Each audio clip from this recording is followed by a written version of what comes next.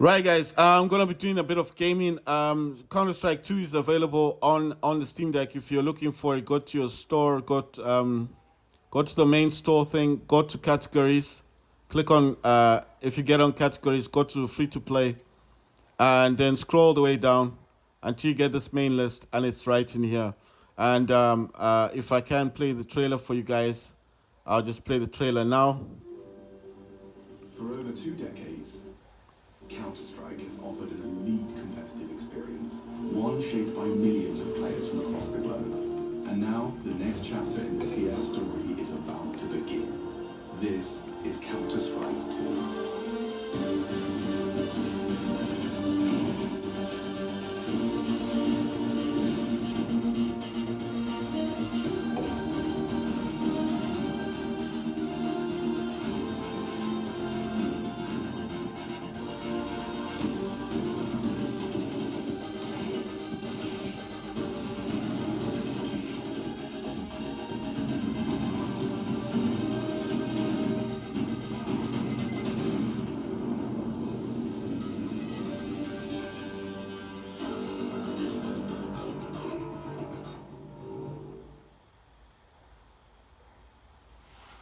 Right, so that was the first trailer, guys. It's got 4 trailers. So the second trailer is this one. Counter-Strike is known for its visceral and satisfying gunplay. Now, firing a weapon looks pretty simple. You click your mouse, your character shoots, your target takes damage. But there's a lot more happening behind the scenes. In previous versions of Counter-Strike, the game only evaluated moving and shooting in discrete time intervals, or ticks, and time between those ticks didn't exist. For the most part, the experience was seamless, but sometimes those milliseconds between click and tick could be the difference between landing or missing your shot. That's why with Counter-Strike 2, we're introducing sub-tick updates.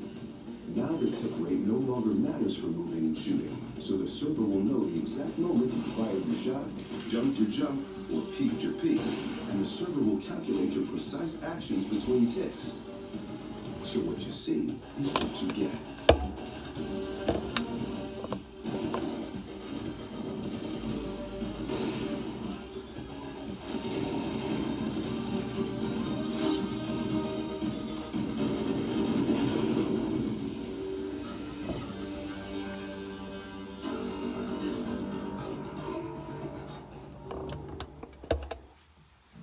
Right, so that was the second trailer. I'll play the other trailers. So like I said, if you wanting to get to this quickly, you need to go into store, then go to home, and then basically just go to free to play and scroll the way down, and you will find Counter Strike 2, and obviously you will find it. It's like at the top of the list. I'm just surprised that they didn't actually put it on the headline. So I think FC 24 is the one that's taking the headline. I'm just wondering why there's no sound in this. Let me check my speakers. So sometimes it does disconnect. You see, that's why I always now need this. To Geotrans. Let's see. Let's see. Corner and crevice. I knew something was up. Right. With over 20 years of history, maps are a fundamental pillar of Counter-Strike. And in Counter-Strike 2, maps are getting a new look. But don't worry, you can still bring along your countless hours honing strategies and exploiting every corner and crevice. We took 3 approaches to improving maps while retaining their rich legacy. First, there are touchstone maps. Classic maps with solid foundations that players can use to evaluate gameplay changes from CSGO to Counter-Strike 2. These have improvements to lighting and character read, but otherwise haven't been changed. Next, we have upgrades. These are maps that use new Source 2 lighting, including a physically based rendering system that produces realistic materials, lighting, and reflections. And finally, overhauls. The oldest maps have been fully rebuilt from the ground up, leveraging all of the Source 2 tools and rendering features. These tools will be available for community map makers to make it easier to build, experiment, and iterate.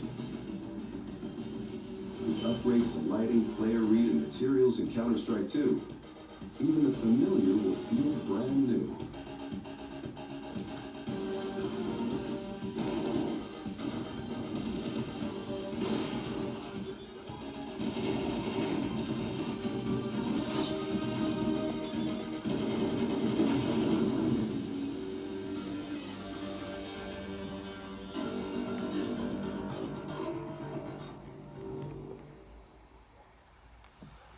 Right, so that was the other trailer, guys, and I'll play you the last trailer.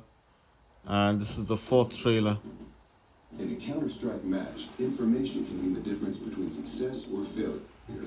As a result, smoke grenades have become a cornerstone of team tactics. With Counter-Strike 2's new game engine, we've evolved smokes and made them dynamic. Smoke grenades now create volumetric 3D objects that live in the world. Now, not only do all players see the same smoke regardless of position, but the smoke can interact with the environment in interesting ways. It reacts to lighting, grows to fill spaces naturally. The shape of the smoke cloud can be pushed and carved by bullets and grenades.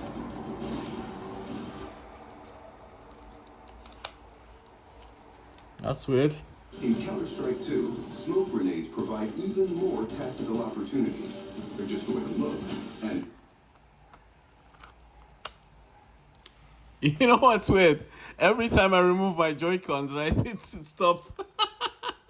Check this out. I'm putting my Joy-Cons on the Switch because I'm noticing like it's just stopping there. I don't know why. Then it's not even working with Joy-Cons. That's weird.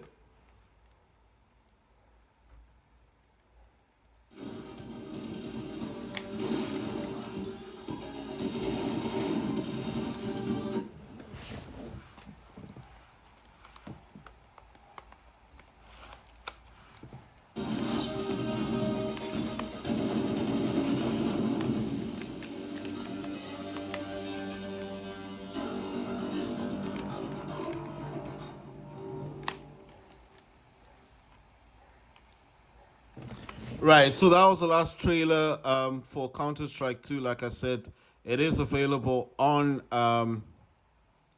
right, guys.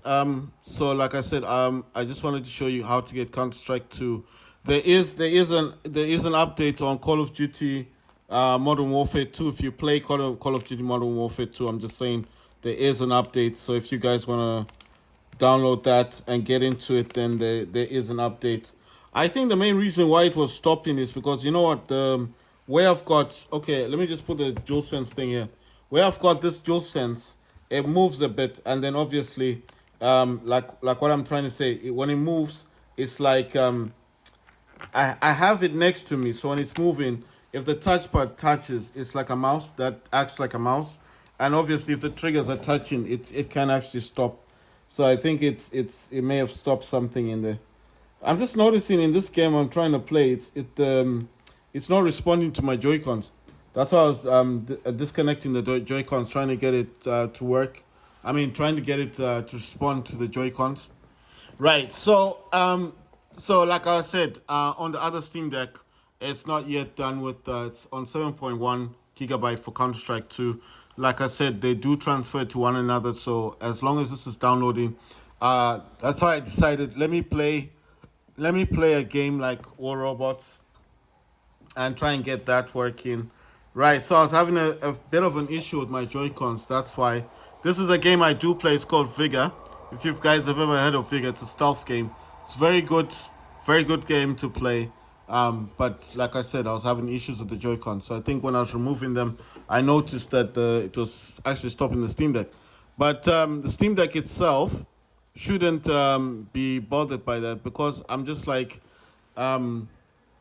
I mean, I didn't enable Joy-Cons. You know, in the settings, you can go into Steam, go to settings, and allow it to actually work with Joy-Cons.